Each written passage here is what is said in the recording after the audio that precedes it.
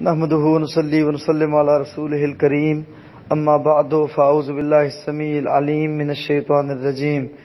محترم بھائی، جہاں تک زکوٰۃ کی بات ہے،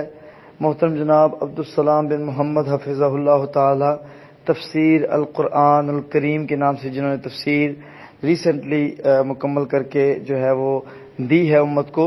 اور ایک بہت بڑے مدرس، بہت بڑے شیخ الحدیث، ان سے میں نے یہ مسئلہ ڈسکس کیا۔ ان کا ریفرنس اس لیے دے رہا ہوں تاکہ آپ کے دل کو اطمینان ہو جائے۔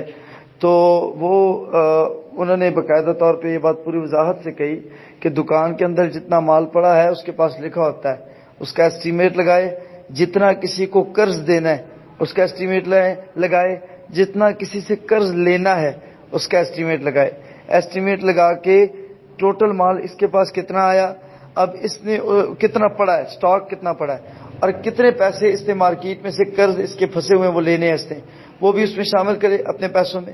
اور اس کے بعد کتنے اس نے دینے ہیں وہ ان سے مائنس کر لے۔ یعنی کہ اگر اس کے پاس 4 لاکھ کا مال پڑا ہوا ہے، 2 لاکھ اس نے مارکیٹ میں سے لینا ہے قرض، ٹوٹل اس کی اماؤنٹ ہو گئی 6 لاکھ روپیہ،